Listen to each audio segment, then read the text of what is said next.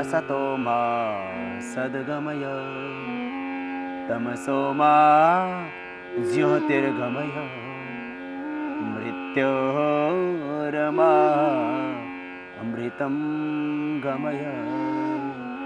ॐ शान्ति शान्ति शान्तिः। भारत की ऋषि संस्कृति में ऋग्वेद से चला आया योग का विज्ञान, जिससे हमारे पूर्वज ऋषि मुनियों ने दिया हमारी समस्त समस्याओं का प्रकृति से हमें समाधान।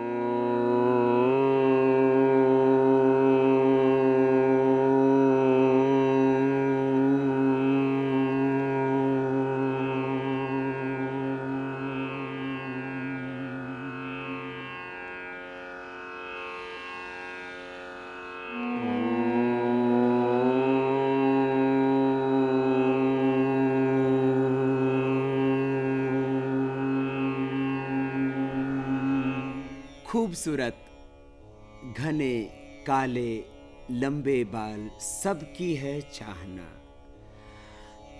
माताओं में तो केश प्रियता जग जाहिर है, लेकिन पुरुष भी कोई गंजा नहीं होना चाहता, और यदि गंजा हो जाता है तो मुझसे बार बार कहता है, बाबा हमें कोई उपाय बताओ जिससे हमारी भी उजड़ी हुई खेती वापस आ जाए।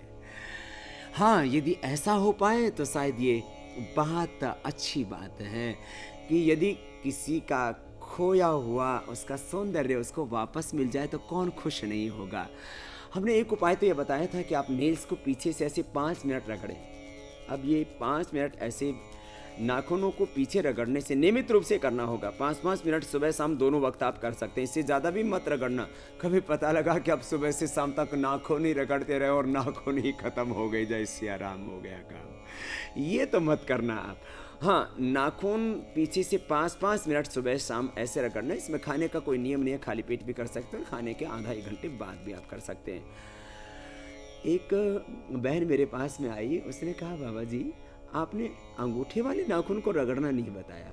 मैंने कहा, बहन मैंने इसके ऊपर कभी कोई प्रयोग भी नहीं किया, मैंने पढ़ा भी नहीं था कहीं, ना मेरा इसका कोई एक्सपीरियंस। बोले, बाबा जी मेरा है। पहले तो मैंने ये नाखूनों को ऐसे पीछे से रगड़ा, इससे मेरे बाल अच्छे घने हो गए, काले हो गए, बढ़ने भी लग गए, और बाल जो पतले पतले थे वो थोड़े मजबूत भी हो गए। हाँ, ये भी एक समस्या, बाल किसी किसी को बहुत बारीक बारीक हो जाते हैं, वह भी जो है एक बीमारी है बालों की। वक्त से पहले बाल सफ़ेद हो जाते हैं, यह भी एक बीमारी है बालों की। तो वक्त से पहले यदि बाल सफ़ेद हो जाते हैं, बाल पूरे जो है ग्रोथ नहीं करते हैं, तो जो है यह एक बीमार बालों का लक्षण है। नेल्स को ऐसे पीछे से रगड़ना है, और यदि अंगूठे को रगड़ते हैं तो क्या होता है, तो एक बहन ने अंगूठा रगड़ा ऐसे 2-3 महीने, और फिर रगड़ने के बाद मेरे पास आई, बोले, बाबा जी मैंने ये प्रयोग किया तो मेरे 2-3 महीने अंगूठा रगड़ने से मेरे दाढ़ी मूछ आ गई। तो ये माताएं ध्यान रखें, नेल्स को तो रगड़ें, अब अंगूठा तो फ्री रहता है तो ये ना करें। एक और ख़ास बात मैं बताना चाहूँगा, एक भाई ने ऐसे, अब मैं तो कह रहा हूँ कि नेल्स को बैक साइड से ऐसे रबिंग करें, ऐसे। अब इसमें एक ने क्या किया, ये बाएं हाथ के नाखून तो ऐसे ही थे, दाएं हाथ के नाखूनों को ऐसे ऊपर से रगड़ा, इससे उसके कान में बाल आ गए। तो ये नेल्स को रगड़ना, इसका वैज्ञानिक प्रभाव पड़ता है हमारे शरीर में। सब कुछ तो एनर्जी से चलता है, जो हम नेल से एनर्जी जनरेट करते हैं वो सीधा हमारी बोन के माध्यम से हमारी खोपड़ी की हड्डी तक पहुंचती है। तो नाखून का सीधा संबंध हड्डी से, और हड्डी से वो एनर्जी यहाँ तक पहुँचती है। बहुत तरह की एनर्जी हम एक्यूप्रेशर में जनरेट करते हैं। थायराइड के लिए यहाँ से एनर्जी जनरेट करते हैं, आँखों के लिए यहाँ से, फेफड़ों के लिए यहाँ से, और हार्ट के लिए यहाँ से, डायबिटीज़ के लिए यहाँ से, किडनीज के लिए यहाँ से। पूरे शरीर के ये 2 मुख्य 2 बिंदु हैं, बीच की 2 अंगुलियाँ, रिंग फिंगर और मिडल फिंगर, इनके ऊपर दबाते हैं तो पूरे शरीर के लिए एनर्जी जनरेट हो जाती है। तो खैर, मैं आपको बता रहा था, यह एक उपाय बालों को संवारने के लिए, बालों की देख रेख के लिए, बालों को स्वस्थ बनाने के लिए, मजबूत बनाने के लिए। किसी किसी के बाल इतने कमज़ोर होते हैं, ऐसे खींचो और ऐसे खींचते ही आपके कई बाल ऐसे निकलने लग जाते हैं। इसमें हमने बहुत से प्रयोग किए हैं। बालों में लगाने का तेल भी हमने बताया, वैसे भृंगराज तेल आदि हमारे यहाँ परंपरा से बनाते आए थे। हमने केश तेल का भी, इसमें दिव्य केश तेल का हमने प्रयोग किया और ये पाया कि उससे सचमुच लोगों को फ़ायदा होता है बालों के रोगों में। योग में क्या फ़ायदा हो सकता है, तेलों की बात हम बाद में करेंगे। कुछ खाने के लिए भी कुछ चीज़ें होती हैं, उनका भी प्रभाव होता है। लेकिन हम पहले बात करते हैं कि केसों की सुरक्षा के लिए या बाल आपके अच्छी तरह से बढ़ें। किसी किसी को लंबा बाल करने का शौक़ होता है, खास करके माताओं को रहता है कि मेरे बाल नीचे यहाँ कमर तक आ जाएं। और यदि बाल यदि कमर तक आते हैं तो माताएं बहुत खुश होती हैं उनको अपने लंबे बालों को देख करके। लेकिन किसी किसी के बाल बढ़ते ही नहीं हैं और किसी किसी के बाल बहुत ज़्यादा झड़ते हैं और किसी किसी के तो इतने झड़ गए, पुरुष तो गंजे हो रहे हैं, लेडीज़ को भी मैंने गंजा होता हुआ देखा है। ये बड़ी समस्या हो रही है। वक्त से पहले बाल सफ़ेद भी हो जाते हैं। तो बालों को पोषण देने वाले कुछ पिगमेंट जो है, कलर देने वाले कुछ पिगमेंट्स और पोषण देने वाले कुछ न्यूट्रिएंट्स होते हैं। तो कपालभाति के करने से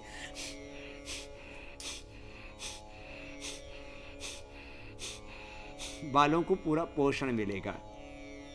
और अनुलोम विलोम करने से जो हमारे खोपड़ी के अंदर जहाँ बाल उगते हैं वहाँ स्टेम सेल्स होते हैं। उन खोपड़ी की सेल्स को यदि पूरा ऑक्सीजन नहीं मिलता है तो वहाँ बाल झड़ने शुरू हो जाते हैं। आपने कभी सोचा कि खोपड़ी पर यहीं से बाल क्यों झड़ते हैं? बाल झड़ने यहीं से क्यों शुरू होते हैं? फिर यहाँ से झड़ते हुए यहाँ तक झड़ते हैं, फिर इधर आते हैं। बाल यहाँ के साइड के क्यों नहीं झड़ते? बाल पीछे के क्यों नहीं झड़ते? यहाँ के बाल नहीं झड़ते, यहाँ के बाल नहीं झड़ते, यहीं से बाल क्यों झड़ते हैं? और दाढ़ी के बाल अक्सर नहीं झड़ेंगे, वो एलोपेशिया एक अलग बीमारी है। लेकिन दाढ़ी के बाल क्यों नहीं झड़ते हैं? और मूंछों के बाल क्यों नहीं झड़ते हैं? और आपके हाथों के बाल क्यों नहीं झड़ते हैं? अपना हाथों के तो किसी के बाल झड़ते हुए नहीं देखे होंगे, पैरों के बाल झड़ते हुए नहीं देखे होंगे, छाती के बाल झड़ते हुए नहीं देखे होंगे। यही के बाल क्यों झड़ते हैं? इसमें कारण है हमारी खोपड़ी के दिमाग की ये जो हड्डी है, इसके अंदर कुछ ये स्टेम सेल्स हैं। उस स्टेम सेल को जिसको ऑक्सीजन नहीं मिलेगा वहाँ बाल झड़ने शुरू हो जाएंगे। तो ये सबसे ऊंचा हिस्सा, यहाँ सबसे ज़्यादा कम ऑक्सीजन सप्लाई होता है। तो प्राणायाम करने से, शीर्षासन करने से इस भाग को पूरा ऑक्सीजन मिल जाता है, इसलिए बाल झड़ने बंद हो जाते हैं। लगभग 1 सप्ताह के अंदर ही बालों का झड़ना बंद हो जाता है प्राणायाम से। कपालभाति के साथ साथ कपालभाति से हम बालों को पूरा पोषण देते हैं, उनको पूरे पिगमेंट्स दे देते हैं, इसलिए बाल उससे काले भी होते हैं। वक्त से पहले बालों को सफ़ेद होने से भी हम बचाते हैं। अनुलोम विलोम से हम ब्रेन को पूरा ऑक्सीजन देते हैं।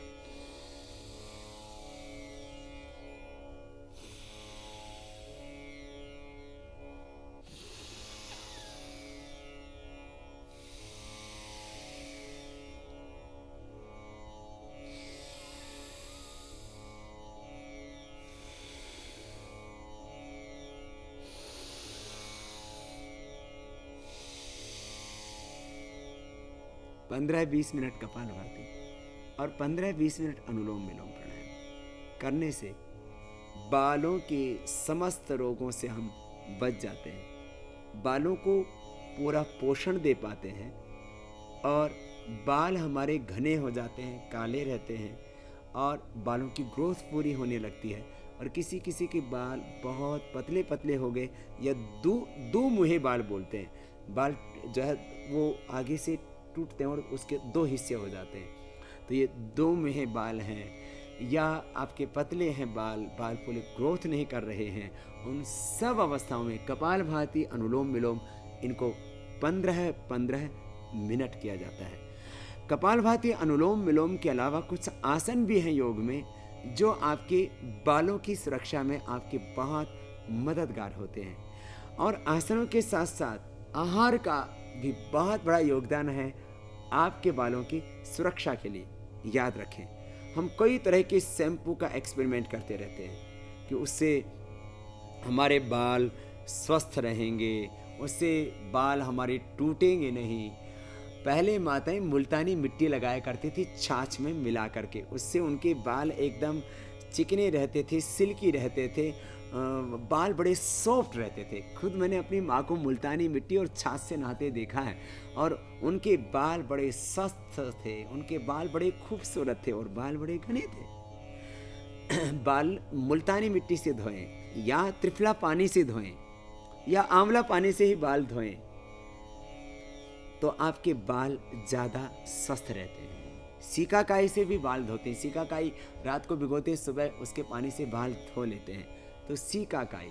हाँ, रीठा से बाल तो साफ हो जाते हैं, लेकिन इससे बाल टूटने लगते हैं, इसलिए रीठा हमेशा थोड़ा कम प्रयोग करना चाहिए। वो सफाई के लिए तो ठीक है, लेकिन ज़्यादा रीठे का प्रयोग, उससे बाल टूटने लग जाते हैं। बालों को टूटने से भी तो हमें बचाना है, तो आप त्रिफला पानी से बालों को धोएं, सीकाकाई से बालों को धोएं, आंवले के रस से बालों को धोएं, मुल्तानी मिट्टी से बालों को धोएं। और यदि बालों में रुसी है तो आप नारियल का तेल 1 चम्मच, सुहागा बोरेक्स उसकी खील बना लेते हैं तवे पर भून के, वो 1 चम्मच, और दही 2-3 चम्मच, 1 चम्मच इसी में यदि नीम का पत्तों का रस भी मिला देते हैं और उसको ऐसे लगा करके आधा घंटा रखते हैं, उसके बाद सिर धो लेते हैं, तो बालों की रुसी 1-2 अधिकतम 3 दिन में पूरी तरह से समाप्त हो जाती है। बालों की समस्याएं, बालों से जुड़े हुए प्रश्न और उनके समाधान हम देंगे आपको योग विज्ञान के अगले कार्यक्रम में। सर्वे भवन्तु सुखिनः, सर्वे सन्तु निरामयाः, सर्वे भद्राणि पश्यन्तु, मा कश्चित् दुःखभाग् भवेत्। ॐ शान्ति शान्ति शान्ति। जिस औषधीय पौधे के संदर्भ में हमारे आयुर्वेद के सभी शास्त्रों में बहुत ही प्रशंसा की गई है, बहुत ही उत्तमता से जिसका वर्णन किया गया है, चाहे वह बात चरक की हो, चाहे वह भाप्रकाश निघंटु की, चाहे वह दूसरे जितने भी धन्वंतरी निघंटु की बात हो, जिसकी खूब प्रशंसा की गई है, जिसको हमारे सुश्रुत ने तो यहाँ तक कहा कि वात पित्तहरी वृष्या स्वादु तिक्ता शतावरी महति चैव हृदया च मेद्याग्नि बलवर्धिनी कह करके जिन्होंने काफ़ी इसकी प्रशंसा की। मेद्या, अग्नि और बल का वर्धन करने वाली ऐसी जो औषधि है उसका नाम है शतावरी स्पायरेगस। यह पूरे देश में नहीं अपितु विदेशों में भी इसकी जो स्पायरेगस की एक प्रजाति होती है उसकी सब्जी के रूप में भी वह सेवन करते हैं। और आयुर्वेद के ऋषियों ने हजारों वर्ष पहले कहा था कि जो शतावर की जो कोमल टहनियाँ होती हैं, जो आज सूप और सब्जी के रूप में जो दुनिया सेवन कर रही है, नेत्र रोग के निवारण के लिए, रतौंधी के लिए बहुत ही कारगर माना गया है, बहुत ही उपयुक्त माना गया है। तो जो नेत्र रोगी हैं, आँख की जिनको परेशानी है या जो नर्वस सिस्टम की जो प्रॉब्लम है, उसके लिए निश्चित रूप से इस शतावर को सूप बना करके, ये कोमल जो इसकी टहनियाँ हैं इसको उबाल करके सब्जी के रूप में भी आप सेवन कर सकते हैं, तो ये बहुत ही लाभकारी है। तो एस्पारेगस की इसकी जो सब्जी है, सूप है, वो नेत्र रोगों के लिए, पेट के रोगों के लिए और शरीर के कमजोरी को दूर करने के लिए बहुत ही कारगर माना गया है।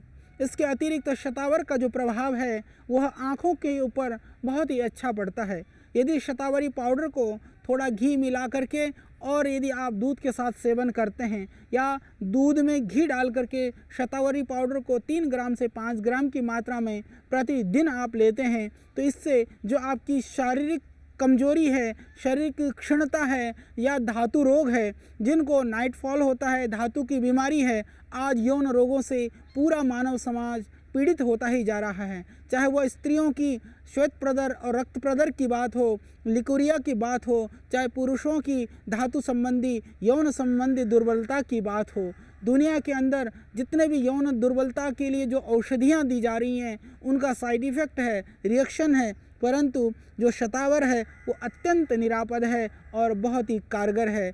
और जिन माताओं बहनों को जब बच्चा हो जाता है, जो प्रसूता हमारी माताएं बहनें हैं, उनके स्तनों में दूध नहीं उतरता है, तो उसके लिए भी यह शतावर बहुत ही कारगर है। और जो हमारे किसान भाई जो पशु पालते हैं, यदि गाय भैंस का दूध नहीं उतर रहा हो तो ताज़े शतावर को लगभग आधा किलो शतावर बहुत ही रुचि से पशु इसका सेवन भी करते हैं। तो यह शतावर का कंद और पूरा पंचांग और पत्तियों को काट करके यदि आप पशु को खिलाते हैं तो इससे भी पशुओं का दूध बढ़ता है और थनैला जैसा जो रोग होता है जिसके अंदर स्तन में गांठें हो जाती हैं, वह बीमारी के लिए भी यह बहुत ही लाभकारी है। चाहे वह पशुओं की समस्या है, चाहे वह मनुष्यों की समस्या है, चाहे वह दूध न बढ़ने की समस्या है या शरीर में ताकत बढ़ाने की बात है, सब स्थितियों में आप कर सकते हैं इस शतावर का पूरी निर्भयता के साथ सेवन।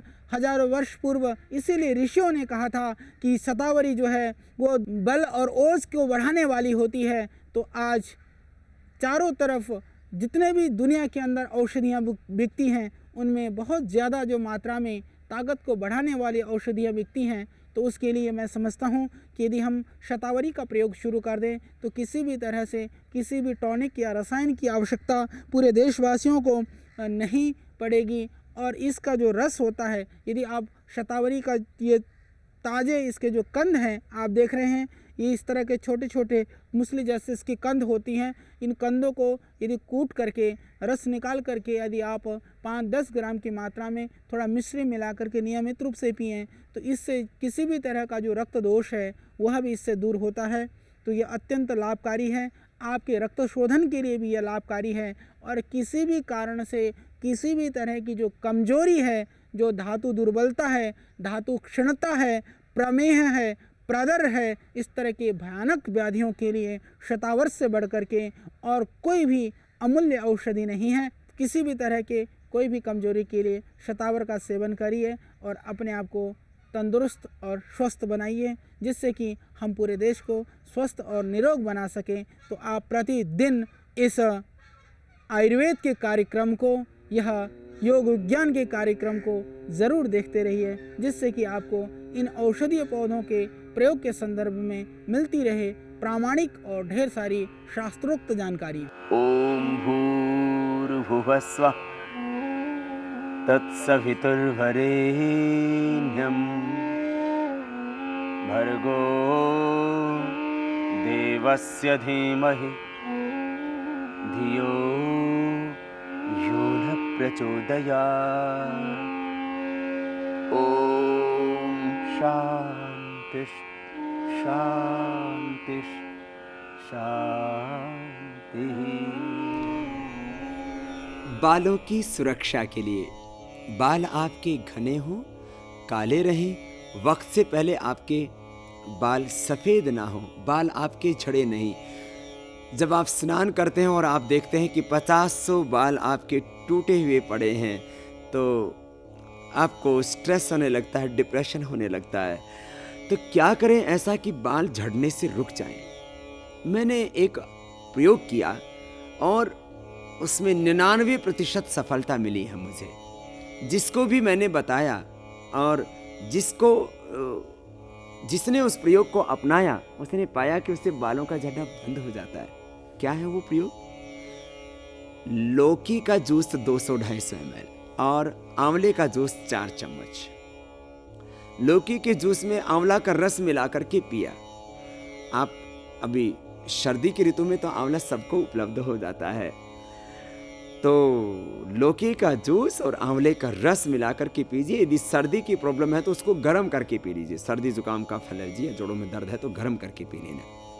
लौकी का जूस उसमें आंवले का रस मिलाकर के पीते हैं तो 1 सप्ताह के भीतर ही 99% लोगों के बाल झड़ने बंद हो जाते हैं। हाँ, यदि लौकी का जूस रोज ना भी निकाल पाए तो आंवले का ही प्रयोग कर लें। आंवले की चटनी भी खा लें, आंवले का मुरब्बा खा लें, आंवले का चूर्ण खा लें, आंवले से बालों को धो भी लें। आंवले के रस से बालों को धोना और जो है आंवला रस आप पानी में डाल करके भी अकेला पी लेते हैं, उससे भी फायदा हो जाता है। यूं आमल की रसायन और सप्तामृत लौह, आमल के रसायन माना कि 200 ग्राम है और इसमें सप्तामृत लौह 20 ग्राम मिला देते हैं और 1-1 चम्मच सुबह शाम खाते हैं। उससे भी मैंने देखा बालों का झड़ना बंद हो जाता है। बालों का झड़ने का कारण यदि रुसी है तो उसमें आप 1 चम्मच सुहागा की खील, 1 चम्मच नारियल का तेल, 2-3 चम्मच दही और 1 चम्मच उसमें यदि नीम के पत्तों का रस मिला दे तो और अच्छी है बात। बस थोड़ा सिर में लगाएं और 15-20 मिनट से लेकर के अधिकतम बहुत ज़्यादा रुसी है तो आधा घंटा रखें और उसके बाद बालों को साफ कर लें। 1 दिन से लेकर के अधिकतम 3 दिन का वक्त लगता है और बालों का झड़ना बंद हो जाता है। रुसी के कारण से भी बाल झड़ते हैं और किसी किसी के बालों में फुंसियाँ होती रहती हैं, उससे भी बाल टूटने लगते हैं। तो वो नीम के पत्तों के रस को सिर में लगा करके स्नान करने से वो समस्या नहीं रहती। यूँ कायाकल्प तेल भी लगाया जा सकता है। ये लौकी का जूस और आंवले का रस जो मैंने आपको बताया उससे बालों की समस्या तो मिटेगी, आपकी आंखों का नंबर भी कम होगा। आंखों का चश्मा भी मैंने उतरते देखा है। कपालभाति अनुलोम विलोम किया, लौकी का जूस आंवले का रस पिया, उससे फ़ायदा हुआ और उससे चेहरे के पिंपल्स ख़त्म हो जाते हैं, चेहरे का पिगमेंटेशन उससे दूर होता है। और मुंह में पानी भर के और ठंडे पानी से आंखों को धोते हैं, उससे आंखों के नीचे की कालिमा भी दूर हो जाती है। साथ में लौकी का आंवले का रस पी लेते हैं तो फिर तो कोई समस्या ही नहीं रह जाती है। पिंपल्स की समस्या बहुत बेटियों को और बहुत बच्चों को 15 से 25 के बीच तो समस्या ज़्यादा ही रहती है। उसके बाद भी पिंपल्स बहुत लोगों को 40-50 साल में भी होते रहते हैं। तो उनके लिए लौकी का जूस और आंवले का रस रामबाण है। लौकी का जूस आंवले का रस पीने से बीपी नॉर्मल होता है, हार्ट के ब्लॉकेज में फ़ायदा होता है, उससे डाइजेशन सिस्टम अच्छा रहता है, गैस नहीं बनती है, उससे हीमोग्लोबिन बढ़ता है, उससे वेट कम होता है और कॉन्स्टिपेशन खत्म हो जाता है। और लौकी का जूस लगातार पियो तो उससे थायराइड की प्रॉब्लम में भी बहुत फ़ायदा होता है। आंवले में तो वैसे विटामिन सी है ही, तो बॉडी के टिश्यू को टूटने से बचाता है और वह रसायन कहलाता है, उससे दीर्घायुष्य मिलता है। और आंवले की रसायन का और आंवले का रसायन के तौर पर हमारे ऋषि मुनि सदियों से प्रयोग करते आए थे। जो व्यक्ति आंवले का वैसे ही प्रयोग करता रहता है तो वो दीर्घायु को प्राप्त होता है। और आंवला का चूर्ण खाने से लिकोरिया और धातु रोग, स्वप्न दोष जो बच्चों की समस्या है और दूसरी सेक्सुअल डिसऑर्डर्स, उसमें भी अद्भुत लाभ होता है। यूँ बालों में लगाने के लिए बहुत से तेल होते हैं, लेकिन सरसों का तेल और नारियल का तेल जो हमारे घरों में अक्सर होता है, उसको लगाने से भी बालों के रोगों में बहुत फ़ायदा होता है। खैर, ये मैंने आपको बताए कुछ घरेलू उपाय बालों की सुरक्षा के लिए। बालों की सुरक्षा के लिए और भी बहुत से उपाय बताते रहेंगे आपको आगे इसी पूरी योग की यात्रा में।